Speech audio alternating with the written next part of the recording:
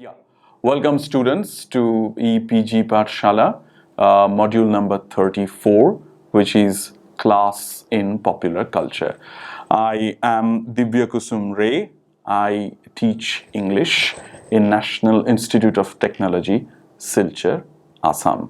I would be delivering this lecture in order to make you understand a few elements about popular culture and class. What is popular culture and what is class, and how these two are related.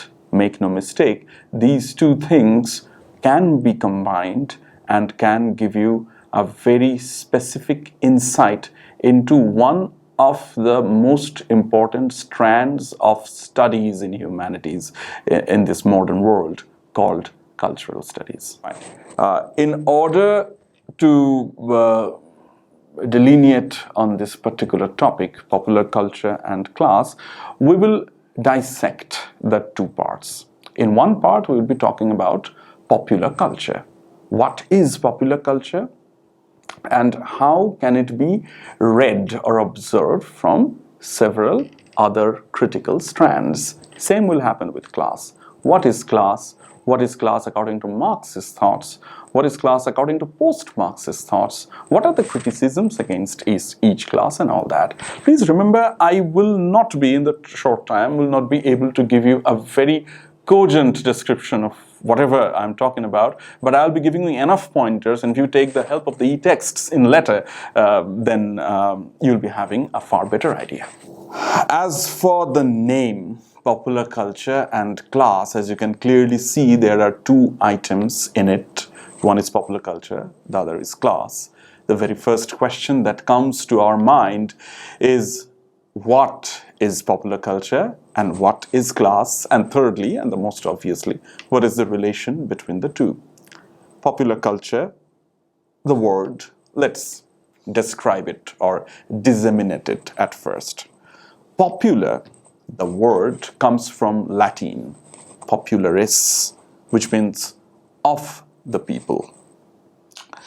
Culture, on the other hand, can be traced back into two separate words, one Latin, other German. One is colere, Latin, which means something to protect or something to honor. And for German, it's Kultur. Now, here is an important thing in here, which I think I should mention at the very outset. Kultur, the word in German, is a Enlightenment word, which is basically 18th to 19th century word, which means something that is civilized, something that is cultivated, something that is somehow intricately related in human development in post-developmental period. So, joining these two, what we have is popular and culture. Interestingly, there is also a slight bit of conundrum in here in order to understand how exactly to match these two words. The conundrum is pretty clear. See, popular is something meant for the mass. Culture, on the other hand, from its very outset, as you must have seen from Kultur and Colere, it's something not exactly for the mass, or rather, it is something to be high and mighty, something to be guarded, something to be revered. Now, I hope you can see the problem, or rather the problem of compatibility in here. How can something that is essentially described as mass appealing be also something that should be honored and guarded and all that? So whenever we are talking about honoring or guarding or something that is civilized and everything, that must mean that it is reserved for a certain section of the society. Now, if you are feeling funny about this, if you think this is a little bit of an impasse that we somehow have reached at the very beginning of our lecture, fret not, because this is also the whole argument that has shaped the history of popular culture for let's say for at least the past 100 years, ever since the conception of popular culture came in our mind. But before that, what we need to understand is, in a more cogent way, what are the problems of marrying or matching these two terms. The first is, what is popular? For example, what constitutes the popular to be popular? Numbers? Now, is there any culture in the entire universe that can claim ultimate number from the mass? Is there any cultural existence all over the world that actually can lay its claim to reach each and every person in the world? Isn't there a difference in taste based on the groups and the, let's say, and the taste groups, consumers and stuff? Point number one. Point number two is, popular at what time? Can any cultural element be eternal? Can any cultural element be transcending the barriers of time forever and remain as popular as it was at the time of its birth? Third, and this is very important, and this is what will happen, what will come to us in the later part of this lecture as well: high and low art. Now, just give me a second to go back on this. When we were talking about, remember the first conundrum that we talked about, that popular and culture. Culture, that is something supposed to be elitist. Popular, that is something to be for the mass. Now, mass and elite bringing together. So whenever you are saying elite, there must be, you are basically assuming the existence of something high and something low. In other words, something high art and something called low art, right? So the whole question of high and low art also comes resoundingly back in the whole domain of popular culture, specifically because whenever we think of popular culture, just think about popular culture right now in your mind. For example, Bollywood movies. Is it high or is it low? Is there a certain section of people? There is a certain section of people in the society who would be looking down at Bollywood films or any popular cultural elements as such and say that this is too below their taste. That is a common occurrence over the entire world, and there is a debate that never seems to be ending. So this whole definition with demarcation between high and low art is also extremely important when we are talking about popular culture as such. And third, the next point, actually, the next maybe more important point is the formula. Again, let us take recourse to the example of Bollywood movies. Popular culture, as we understand, is codified. It is something that follows a code. There must be a formula which actually says, an equation as such, which says that there should be a specific way a culture should be represented in order to make it popular. Now, not all cultures become popular even after following the formula. So again, the whole argument of taste is coming resoundingly back to us and asking us that, how about the audience? For one section of a particular audience, something might be popular, and for the other section of the same audience, that may not be popular. So such problems always come through when we are talking about popular culture and class. But we must, for that matter, look for something of a definition of popular culture that is something more coherent and less dependent on its inherent problems in order to understand what we are. See, I mean, that is the thing. When we are talking about popular culture, we cannot actually bypass the problems of its definition. But in order to understand the problems, we need to understand the definition first. So then again, what then is popular culture after all? First, it is an ideological struggle. Yes, popular culture is an ideological struggle, as you might have understood by now. Why? Because as I told you, imagine one simple audience, X. Now, there are two sections in the audience, X1 and X2. Now, X1 thinks one particular popular cultural element called A is according to their taste. On the other hand, X2, the other section, thinks A is null and void. It is not up to their mark. Does that make the element of popular culture called A popular? Again, we have to come to the question, what is popular? Who thinks a popular is popular? Which section would be granting it enough credibility in order for it to go down into the history of popular culture as something popular? That is point number one. Point number two, and this is the first time we would be talking about a particular author and a critic here, extremely famous, Antonio Gramsci, who talks about compromise equilibrium. Antonio Gramsci was born in 1891, and he talked at length about hegemony and organic intellectualism. It's not actually important for that matter, but just for a passing reference, please know that Antonio Gramsci was a leftist critique of sociology and to a certain extent literature and politics as well.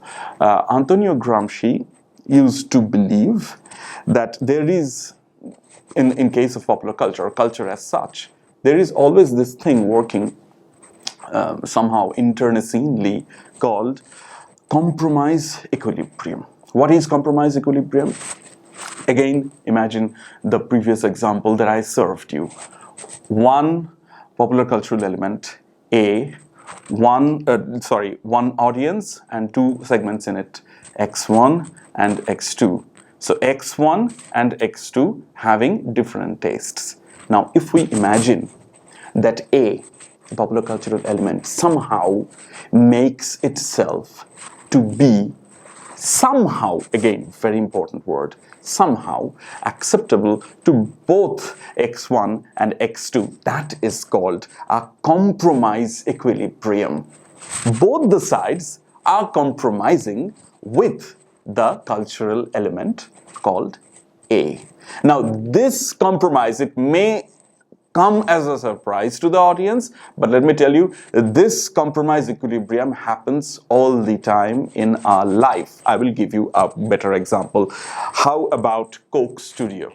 All of you who are pretty prevalent as netizens over here would be knowing that there is something called Coke Studio, which is basically a revolutionary medium of chamber music as such, and the basic idea of Coke Studio, I think it started from Pakistan, where it says that the folk songs, which are basically beyond the purview of the urban crowd and the people who people like us, who frequent the internet, laptops, social media and such, we don't get to hear such gems of our culture.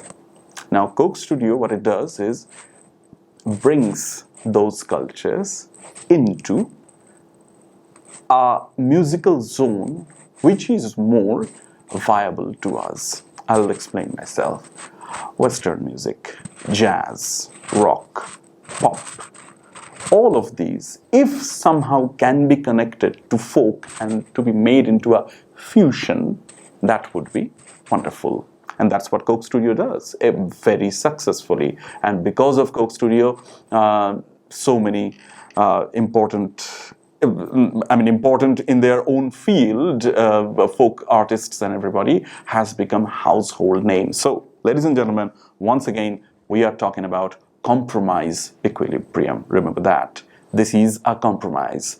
Well, you may argue that the very intricate, original flavor of folk is lost in Coke Studio. On the other hand, you may argue that maybe it is lost, maybe it is not, but in the process, it is also gaining something, which is first, a larger audience, second, a fusion.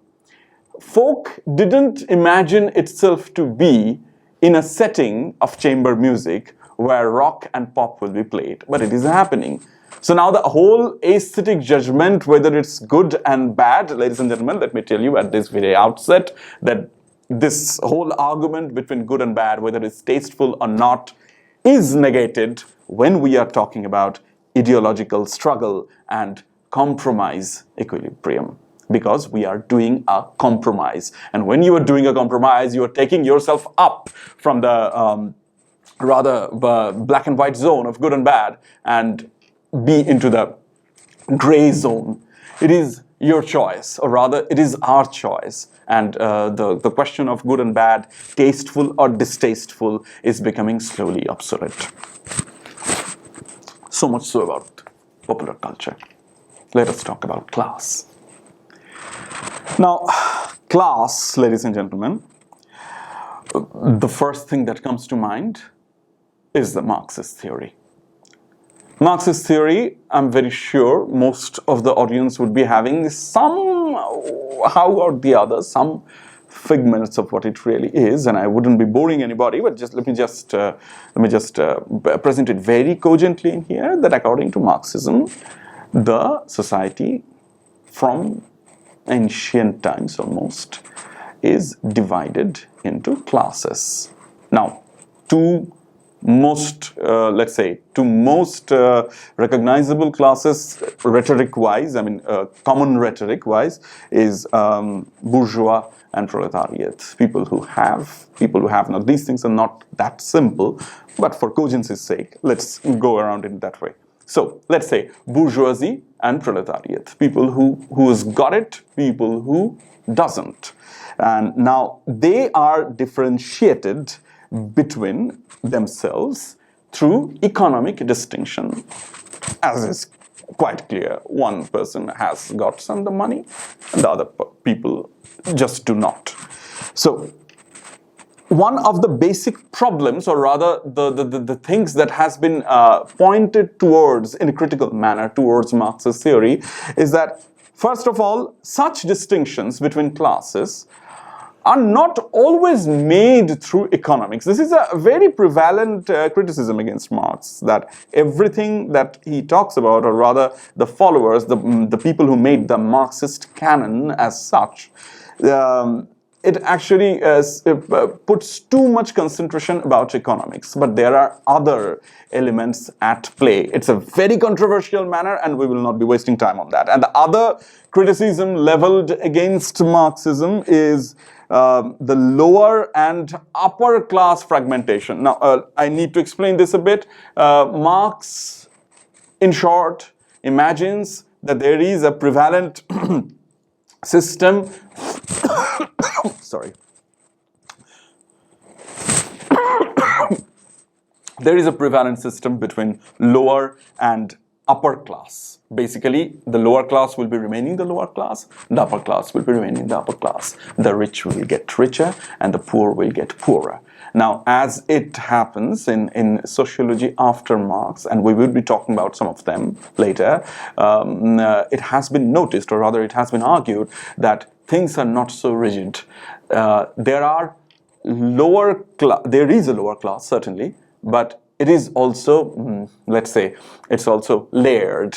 There are upper classes within lower classes. Same happens in upper class. There are upper classes, there are upper lower classes and stuff. So, you simply cannot go into a binary. The same thing that I was talking about, let's say, 5 minutes ago, that you cannot go into the binary and say that there is something existing called upper class and lower class, and it's basically divided into good and evil, black and white, and we can understand class through such a prism. That maybe in the present context would be a bit of a mistake.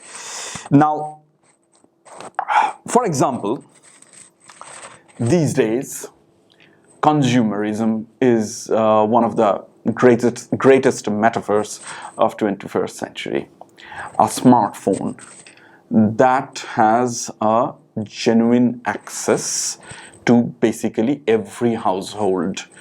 A rich person might use it, a not so rich person, a blue collar worker, a shopkeeper, people whom we generally term as lower class very problematically, they would be also using a smartphone. So again, one piece of technology somehow transcends the barrier of economics that Marx might have imagined. That's one example for you. You may, I mean, if you're smart enough, then you may also clearly dictate that there is a difference between brands, and we shall be talking about it. But before that, let us talk a little about another theorist called Max Weber.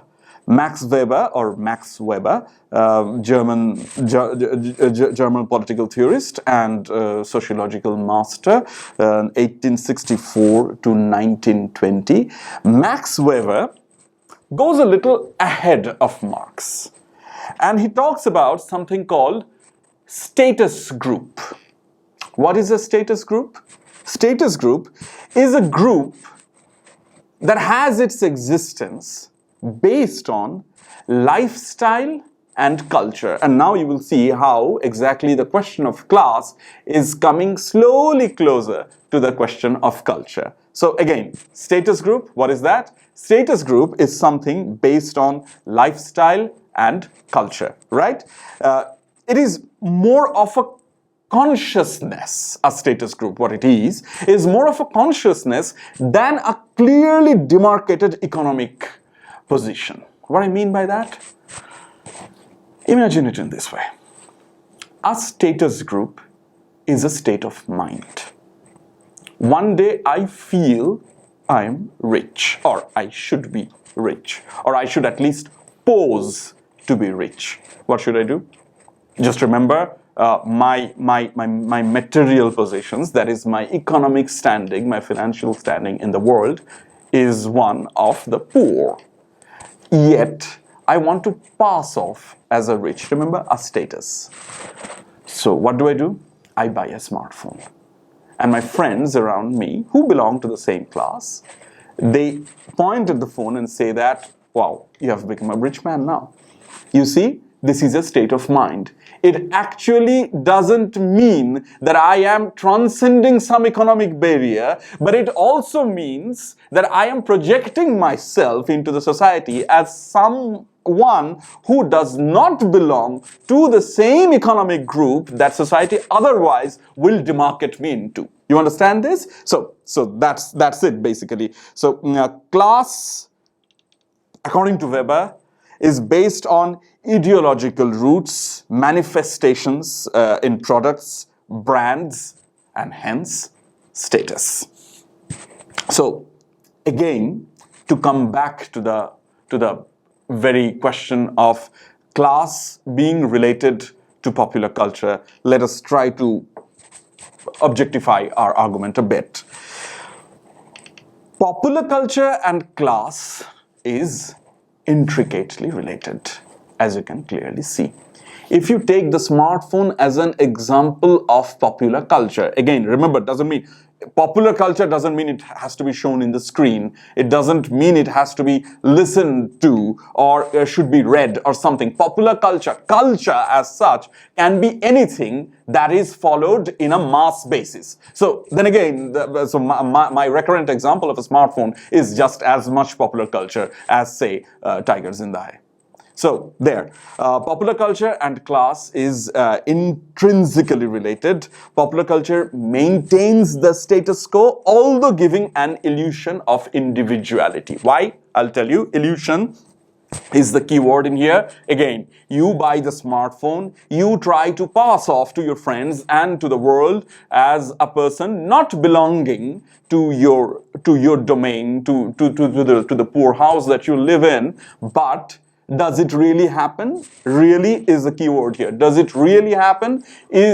Are you socially or economically transcending your barriers? Not really, but it is giving you an illusion. Point number one.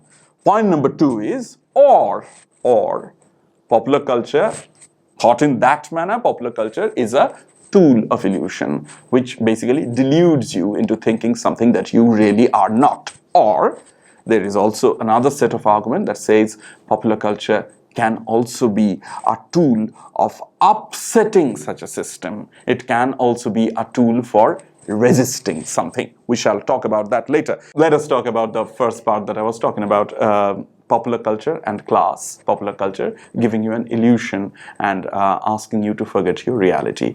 Now that idea is propounded by one particular sociological school called the Frankfurt School that actually concentrates mostly on production and producers. Let's say in Frankfurt School there are several world famous theorists which mostly happened. This school came into existence in the modernist time, mostly in the 50s and 40s, somewhere in the 60s.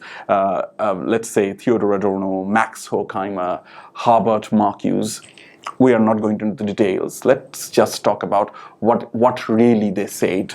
Now, remember, Frankfurt School believed in the existence between high art and low art. What is low art? Low art, according to them, is popular culture. And why popular culture is low art? Because popular culture is something that makes you forget your own reality. For example, Bollywood movies. If there was something called Bollywood movies at the time, or if Frankfurt School had the idea of what Bollywood movies are, they were actually talking about Hollywood movies. But then again, let's take that example. Then you will understand then what Frankfurt School's logic will be is that workers from all classes, basically the lower classes, they would be coming to watch the Bollywood movies. They will forget their own reality while being in the 2.5 hours into the movie theater, and they will cheer to the hero doing unreal things, unrealistic things, and then they will go back to their home and they will remain in the same position forever. That's basically what Frankfurt School said. And so what is high art? If that is low art, then what is high art? Folk culture. Something that is original, something that is not mass-produced, something that is not manufactured in the factory and such. That is basically what Frankfurt School said. So Frankfurt School's acceptance zone-wise, there are so many things. I mean, for example, intellectual author. All right, something that basically teases your brain, something that makes you think, not that mindless, mind-numbing masala movies. Like inspired reader, high art, folk form, these are the acceptance zone. And what is not acceptable, persona non grata for the Frankfurt School is basically working class, cultural product, jazz, blues, and other American music as such. Although this is not the purview of this lecture, but please remember that jazz, blues, pop, these American cultural products are basically the manifestations of a working class scenario. It is meant for the popular, it was widely popular at its time, it's still popular, and people used to listen to it in hordes. But according to Frankfurt School, according to these very intellectual German pundits, these things are illusory and, let's say, desolate in nature. So, now, we proceed towards the criticism of Frankfurt School, because Frankfurt School didn't get away without any criticism. But the first of it was it concentrates mostly on European cultural forms, high art and low art. So high art and low art, this demarcation when it comes to popular culture, as I keep telling you, that this whole demarcation of high art and low art is generally later on problematized by several other schools like the Birmingham School. I will come to that. And the next one is does not recognize the audience anything other than a herd. Why? Because the audience, as I told you, the audience will be coming to the theater, they will be watching the movie, and they will be going back, and they will just forget their reality for 2.5 hours, and that's what Frankfurt School says is deadening, it's mind-numbing, it's mind-killing. So that is precisely what it is not. It is imagining the audience to be, let's say, just passive receptors, which is not the case. Audience thinks and audience connects with the cultural elements in its own way, which is far more complicated than what Frankfurt School might have imagined. That is, which actually brings us to our next point, the Birmingham School. That was the general consensus of the Birmingham School, which was started. One of the stalwarts of it is Richard Hoggart in 1964. But Richard Hoggart is not our purview in here. Our purview is the other person, the Jamaican-born social theorist, extremely famous, called Stuart Hall. Stuart Hall, whose timeline is from 1932 to 2014, died very recently, who wrote about popular arts, encoding and decoding. Now, what is important about Stuart Hall, just in a nutshell, is audience are not like sheep, according to Stuart Hall. They have what is something called as active consumption. When audience is consuming a popular cultural element, doesn't matter from whichever class, they are consuming it actively. What does it mean to be active? Listen to me. Politics is prevalent in all the classes and culture, and they are fragmented from within. Now, as I told you, 1A being received by two sections of the same audience, X1 and X2. Let's say X as a genuine class is a lower class. But then again, there are upper lower classes and lower classes. So upper lower classes would be looking at the Hindi film in a certain manner, and lower classes would be in a certain manner. So as you can see, it is difficult to give an illusion to all the classes. Even if it is an illusion, they are dealing with the illusion with their own life, with their own training, with their own class belonging. So things are not so simple that it is basically an agent of illusion that makes everybody forget everything at the same time and eludes everybody at the same time in exactly the same manner. That's what Stuart Hall means. A pop culture, according to Stuart Hall, that's exactly why popular culture and power struggle is intricately related. Who is reading which culture in what manner? That actually brings up to basically the whole vista of power struggle as such. Now, the last person we would be talking about, who actually went a little ahead of Stuart Hall, although almost at the same time, not ahead, but in a different manner, is Pierre Boulez. Pierre Boulez is, he lived from 1930 to 2002, French philosopher, a very famous book called Distinction, the Logic of Practice. Pierre Boulez, again, somehow went slightly, if I may say so, slightly back towards the classical Marxist definition. How? Well, culture, according to Pierre Boulez, is a capital. What is a cultural capital? Let's say I am an elite of the society. I follow a certain lifestyle. I listen to a certain type of music, let's say jazz. Now, jazz originally was done by working class people who are extremely different from me, who actually don't look like me. They're working class. They were far more beneath me when according to social strata. But it becomes my cultural capital. The rich people listen to jazz. So it doesn't matter however it was born, in whatever scenario it was born, according to me or the people of my class, jazz becomes my status symbol. All right? That becomes not a financial capital, but cultural capital. Then another funny thing happens. It gives birth to hierarchy. Elite people is equal to jazz. Now, if I want to be elite people, what do I have to do? I'll have to imitate the elite people. So what do I have to do? I will have to listen to jazz.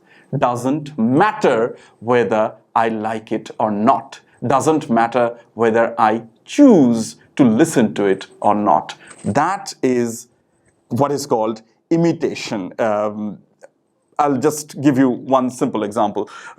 Let's say I want to be a poser. I want to pose as a person I'm really not. What would I do? I will have to imitate somebody whom I perceive to be higher than me, and I will try to mold myself in that person's persona. What happens because of that? What happens, according to Pierre Boulez, is that I lose my originality, and there is a hierarchy, which means that if I am trying to copy the person, suppose I'm successful in copying him, does that mean that I'm being that person? Not really. I'm being an imitator, a cheaper person, not the original one. This is how hierarchy, according to cultural capital, is made in the society and amongst classes. Elites maintain superiority while others try to imitate them. That's what Pierre Boulez said. And there is also a consumption pattern reveal class consciousness. For example, what is consumption pattern? Your taste, your buying cycle, let's say what you are buying, from which brand you are buying. Preference of brands is extremely important. Today, I might be buying a brand that nobody has heard of, and tomorrow I might be buying something from Adidas or Reebok or Nike, which is basically bought by people richer than me. But I want to buy it as well. Why? Because I want to pass off as rich. All right? This is how hierarchy is maintained. I want to be a, let's say, bada admi. And what do I have to be a bada admi? Follow these hierarchical elements.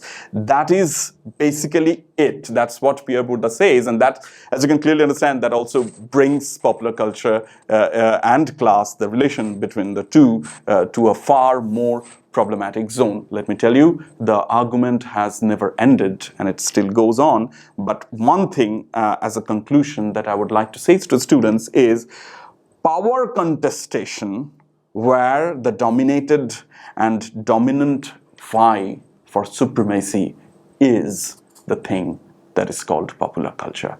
Popular culture is still in the making. The definitions, the demarcations are yet to be made, and that is precisely why, because of its, let's say, its malleable nature, its blobbish nature, that is why power contestation becomes so important, and everybody is vying for supremacy within its domain. So just to summarize whatever we have said till now, we were talking about class in popular culture. Now we disseminated the entire domain, and we talked about what is popular culture, what might be popular culture, and what might be class from different perspectives. We have actually talked about several theorists according to whom popular culture and class both can have a malleable definition as such. We have talked about Marxism. We have talked about post-Marxist arguments like Max Weber. We have talked about at least two philosophical and sociological domains, schools called the Frankfurt School and the Birmingham School. And from them, we have taken at least two very important theorists. One is Stuart Hall and the other one is Pierre Boulez. And what we tried to make out of this is basically popular culture and class. The relation between the two are actually swinging between two domains. They are talking about class being something rigid, and there is the existence between higher and lower class. Somewhere they're talking about popular culture being a tool in order to upset the same class factors. So again, let me just repeat that definitions are not yet made.